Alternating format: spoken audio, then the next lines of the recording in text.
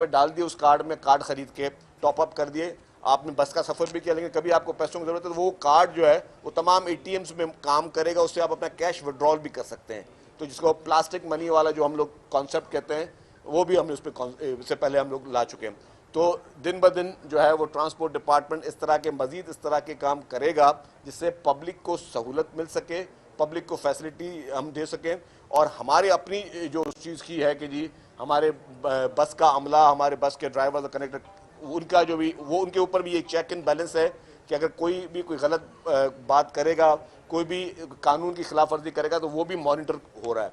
तो ये मैं समझता हूँ कि आज ये इसका हमने अल्हम्दुलिल्लाह शुरुआत कर दी है। इसके मजीद भी जो है इस तरह के प्रोजेक्ट्स जो है वो हुकूमत सिंध लेकर आएगी। सर, एक तरफ आप सिंध के अवाम को बकौल सहूलतें दे रहे हैं, दूसरी तरफ पूरे पाकिस्तान को बंद करने और खुसूसन इस्लामाबाद में न ख़त्म होने वाले काल आई है, जिसे विस्काल भी आजकल कहा जा रहा है, मशहूर हुआ है। बानी पीटीआई ने 24 तारीख को तमाम पाकिस्तानियों को कहा है कि वो इस्लामाबाद पहुँचे और जब तक मुतालबात पूरे न हो वापस घरों को न जाए, और 3 टप्पड़ भी अपने सारे सामान भी लेकर आए। देखिए जी, ये वही टोला है जिसका मकसद ये है कि पाकिस्तान में अनारकी फैलाई जाए। ये वही ग्रुप है पीटीआई का, और ख़ास तौर पे पीटीआई की लीडरशिप, उनके कारकुन तो मैं समझता हूँ उनको तो जिस तरह वर्गलाया जा रहा है तो उसी में ही बेचारे वो मासूम हैं, लेकिन इनका मकसद ये है कि हर हाल में जो है पाकिस्तान को किसी न किसी तरीके चोक करना। आप देखें कि सबसे पहले और सबसे इम्पॉर्टेंट क्या चीज़ है, सबसे पहले हमारे लिए हमारा वतन पाकिस्तान इम्पॉर्टेंट है। अगर कोई शख्स, अभी आपकी इकॉनमी अल्हम्दुलिल्लाह वो चल पड़ी है, आपकी इकॉनमी बेहतर हुई है। आप देखें आज भी स्टॉक एक्सचेंज को 232 पॉइंट जो है, अभी मैं लास्ट फिगर देख रहा था कि वो उसने प्लस किया है। आपके पास आपके जो लोन इंटरेस्ट रेट्स हैं वो कम आ रहे हैं, मजीद भी कम होने की हम सुन रहे हैं कि जी वो भी मजीद कम आ रहे हैं। तो आपकी बिजनेस एक्टिविटी बढ़ रही है। जब आपकी बिजनेस एक्टिविटी बढ़ रही हो तो ज़ाहिर है कोई कुव्वत है जो चाहती है कि पाकिस्तान में मईशत का पहिया ना चले। जिन लोगों ने 3.5 साल हुकूमत की थी और उन्होंने इस मुल्क में कोई एक भी काम नहीं किया था, वो चाहते हैं इस तरह की चीज़ें। अभी तो मैंने एक और चीज़ सुनी है कि जी वो जो उनकी हैं बुशरा बीबी साहिबा, नहायत ही काबिल एहतराम, उनके भी कोई बयानात और उनकी भी कोई इस तरह की चीज़ आई है कि वो खातून साहिबा फरमाती हैं कि हर शख्स जो है वो 5-5 हज़ार आदमी लेकर इस्लामाबाद की तरफ यलगार करे, और जिसने अगर वो 5,000 आदमी नहीं लेके आया अगली दफ़ा उसको इलेक्शन का टिकट भी नहीं दिया जाएगा।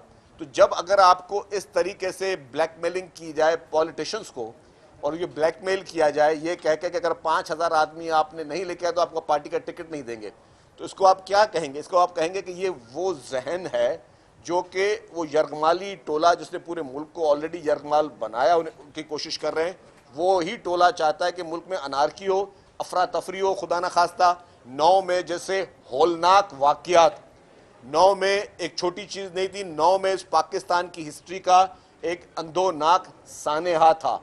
उस जैसे वाक़यात वो लोग दोबारा दोहराना चाहते हैं, और वो पूरे स्टेट को यरगमाल बनाने की कोशिश करते हैं। इससे पहले भी जब भी इस्लामाबाद आए वो पीसफुल नहीं आए।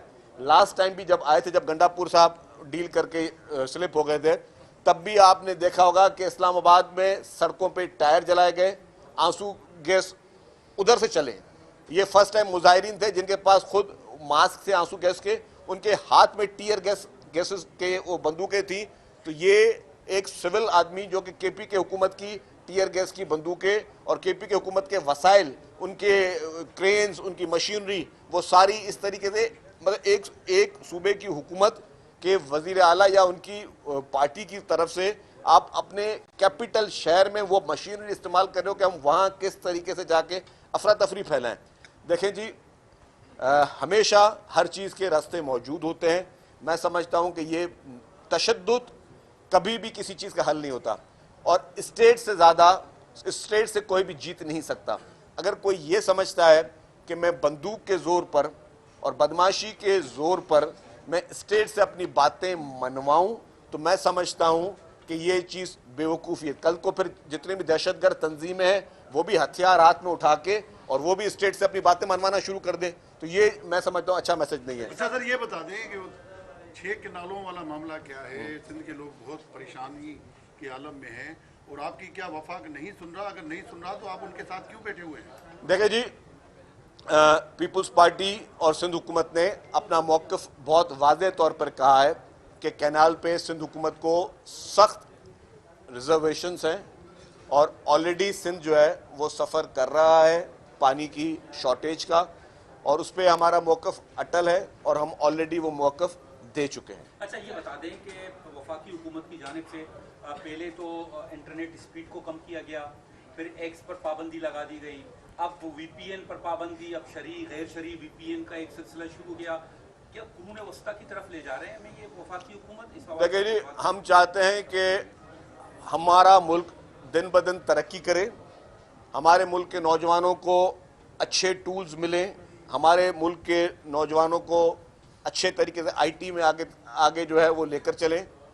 अनफॉर्चुनेटली हर चीज़ का कहते हैं ना कि जी अच्छा इस्तेमाल और बुरा इस्तेमाल करने वाले लोग जो है ना वो अच्छी चीज़ को भी बुरा बना देते हैं। जिन लोगों ने अनफॉर्चुनेटली इस मुल्क में इस वक्त सोशल मीडिया पे एक डिजिटल दहशतगर्दी जो है वो पीटीआई के लीडर के कहने पे शुरू की हुई है, वो उन्हीं चीज़ों को कंट्रोवर्शियल बना रहे हैं, और मैं समझता हूँ कि इन्हीं चीज़ों को पॉजिटिव वे में इस्तेमाल होना चाहिए। इनको किसी भी कंट्रोवर्शियल चीज़ में या इदारों के खिलाफ साजिश में इस्तेमाल नहीं होना चाहिए।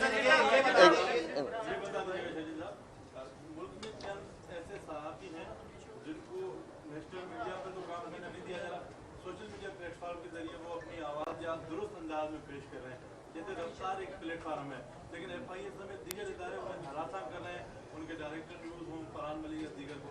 इस किस्म के जो सीनियर सहाफ़ी उनको इस तरह के हरासा करने के पर आपका क्या मूड? देखिए जी, मैं कहता हूं कि हम हमेशा आज़ादी सहाफ़त की बात करते हैं और पीपुल्स पार्टी पाकिस्तान की वाहिद जमात है। जब भी पीपुल्स पार्टी इक़्तिदार में रही है, बदतरीन जिसे कहें कि एक मीडिया के ज़रिए भी जो बदतरीन मीडिया ट्रायल पीपुल्स पार्टी के ख़िलाफ़ हुआ, पीपुल्स पार्टी ने कभी भी किसी मीडिया पे पाबंदी आयद नहीं की। जब 2008 वाली हुकूमत थी तब पीपुल्स पार्टी को जैसे टारगेट किलिंग की जाती है तो टारगेट के ज़रिए पीपुल्स पार्टी को मीडिया ट्रायल किया गया और बाकायदा वो लगता था कि मीडिया ट्रायल हुआ, लेकिन फिर भी हमने ना कभी किसी को कोई परेशान किया, ना किसी पे कोई पाबंदी की। पीपुल्स पार्टी हमेशा आज़ादी मीडिया के लिए कोशिश करती रहती है। पार्टी चेयरमैन बिलाल भुट्टो जरदारी का एक बयान सामने आया है, उन्होंने कहा है कि वफाकी सरकार ने जो वायदे किए थे वो पूरे नहीं करे और वो नाला नजर आते हैं। क्या वादे थे जो पूरे नहीं हो रहे? देखिए जी, बहुत सारी चीज़ें थी। सबसे पहले जो पीएसडीपी थी, जो कि हम हुकूमत के इत्तेहादी नहीं हैं, हम हुकूमत के कोalition पार्टनर्स नहीं हैं, लेकिन हमने अनकंडीशनली हुकूमत की सपोर्ट की थी ताकि सिस्टम आगे चल सके। पीपुल्स पार्टी ने कहा था, पीपुल्स पार्टी ने उस वक्त भी कहा था कि जी जब सीसी की मीटिंग थी कि जी हम हर पार्टी से बातचीत करने के लिए तैयार हैं, तब पीटीआई की तरफ से पैगाम आया कि जी हम किसी पार्टी से बात करने के लिए तैयार नहीं है। तो पीपुल्स पार्टी ने कहा कि जी अगर खुदा ना खास्ता हम भी चुप करके बैठ जाएं, हम भी कहें जी हम भी किसी से बात नहीं करते, तो फिर ना असेंबली में लोग ओथ उठा सकते और ना असेंबलियाँ जो हैं वो अमल में आती। तो लेकिन इसीलिए पीपुल्स पार्टी ने कहा कि हम अनकंडीशनल सपोर्ट करें। लेकिन उस वक्त जब बातचीत हुई थी तो हमारे मुतालबात कोई भी ज़ाती नोए का मुतालबा नहीं था। पीपुल्स पार्टी के मुतालबात जो भी थे वो इज्तिमाई थे और हम पाकिस्तान के अवाम के लिए थे। हमारे मुतालबा यही थे कि जी जो पीएसडीपी है उसमें हमसे मशवरा किया जाए, हमसे पूछा जाए कि जी किस तरीके से जो है कौन कौन सी स्कीम्स को जो है वो आप लेके आना, आवाम की ज़रूरत की क्या चीज़ है, क्योंकि सिंध जो है वो हमेशा एक्टिवली रोल प्ले करता रहा है एनएफसी में भी और सब चीज़ों में। तो हम चाहते हैं कि जी जो हमारी वो स्कीम्स हैं, लेट्स सपोज मैं आपको छोटा मिसाल दे दूं कि हैदराबाद और सक्खर मोटरवे वो एक अशद ज़रूरत है पूरे पाकिस्तान को, क्योंकि आपका पूरे पाकिस्तान में जो इम्पोर्ट होती है और वो एक्सपोर्ट होती है वो होती है पोर्ट के ज़रिए। पोर्ट पे पहुंचने के लिए या पोर्ट से चीज़ निकालने के लिए और कोई रास्ता नहीं है, ज़मीनी रास्ता वाहिद रास्ता है तो आपका ये मोटरवे जो पूरे पाकिस्तान में जाता है यहाँ से। तो अगर वो सड़क जो है फेडरल गवर्नमेंट बहुत अरसे कहने के बावजूद भी वो नहीं बना रही है या उसको प्रायोरिटी नहीं दे रही है या बाकी प्रोजेक्ट्स को प्रायोरिटी दे रही है, तो जाहिर है कि हमारा ये हक है कि हम ये कहें कि जी ये सिंध का जायज़ हक है, ये सिंध को दिया जाए। और ये सिर्फ सिंध का हक नहीं है, मैं माजरत के साथ ये पूरे पाकिस्तान का हक है, क्योंकि उस सड़क पे सिर्फ हम इस्तेमाल नहीं कर रहे, पूरा पाकिस्तान इस्तेमाल कर रहा है। हमारे अपने इश्यूज आज भी जो है वो फेडरल गवर्नमेंट में जो है या किसी न किसी नज़र से कभी कोई कोर्ट में चीज़ फंसी हुई है। हमारा जो सेस है, जो कि एक सेस हमारा जमा होता है, और सेस इसलिए जमा होता है कि आपकी जब आपका इंफ्रास्ट्रक्चर पूरा यूज़ हो रहा होता है, वो कोई 120 अरब रुपए सुप्रीम कोर्ट में जो है वो स्टे ऑर्डर के जरिए जो अभी तक फंसे हुए हैं, अगर वो 120 अरब रुपए आ जाए तो हम ही बहुत सारे प्रोजेक्ट शुरू कर सकते हैं।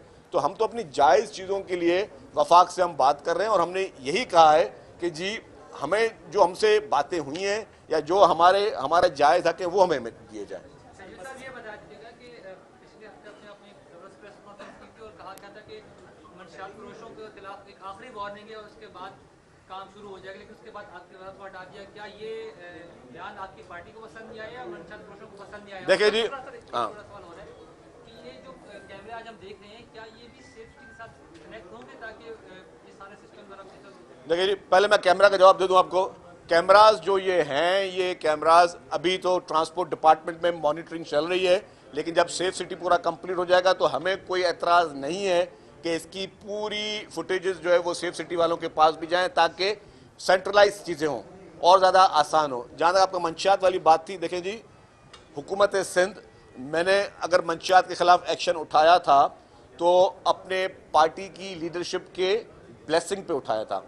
प्रेसिडेंट आसिफ अली जरदारी साहब, मोहतरमा फरियाल तालपुर साहब और खासतौर पर चेयरमैन बिलावल भुट्टो जरदारी साहब बहुत टची हैं कि ये मंशियात का खात्मा हो, और शख्सियात के बदलने से हुकूमत की पॉलिसीज़ नहीं बदलती हैं। जो नए मिनिस्टर साहब हैं वो भी उसी पॉलिसी को लेकर चलेंगे, वो भी उसी तरीके से जिस तरह मंशियात के ख़िलाफ़ हम एक्शन हमने शुरू किया था वो उस एक्शन को जारी रखेंगे। और ये जितने भी हमारे एक्शन हैं ये अवाम की भलाई के लिए हैं, ये कोई ज़ाती फ़ायदे के लिए नहीं है। अल्हम्दुलिल्लाह हमने पहले भी गवर्नमेंट की रिट को वहाँ पे मनवाया है, अब भी हमारा एक्साइज एंड नार्कोटिक्स डिपार्टमेंट जो है वो गवर्नमेंट की रिट को वो आगे अपनी मनवाएगा, और जो पॉलिसीज़ हैं वो पॉलिसीज़ इंशाअल्लाह ताला जारी रहेंगी। सर ये बता देगा कि बिलावल साहब की जानिब से जो तहफ़्फ़ुज़ात का इज़हार किया गया था वफाकी हुकूमत से, क्या उसके बाद वफाकी हुकूमत से की जानिब से कोई रब्ता किया गया बिलावल साहब से? क्योंकि गुज़िश्ता रोज़ एक बयान टीवी पे चल रहा था कि वज़ीर आज़म साहब ने अहकाम जारी किए कि बिलावल साहब से जो भी उनके बातें हैं और जो मसाइल हैं उनको दूर किया जाए। देखिए जी, मुझे ऑनेस्टली स्पीकिंग मुझे इसका इल्म नहीं है, मैं खामख़ा अपने आप को अकल कुल दे के कोई बयान दे दूँ, मेरे इल्म में नहीं है। हो सकता है हो भी किया भी हो। और हमारी देखें, हम जो भी बात करते हैं हम लोग कोई वो लकीर खींच के नहीं करते, हम पॉलिटिकल आदमी हैं, हम पॉलिटिकल बातचीत पे यकीन रखते हैं। हम आज भी चाहते हैं कि जी वफाकी हुकूमत जो है वो मजबूत रहे, और वफाकी हुकूमत जो भी वादे जो उनके हैं वो भी पूरे करे और अवाम की भलाई के लिए काम करे। हमें किसी से कोई पर्सनैलिटी क्लैश या कोई इस तरह की चीज़ नहीं है।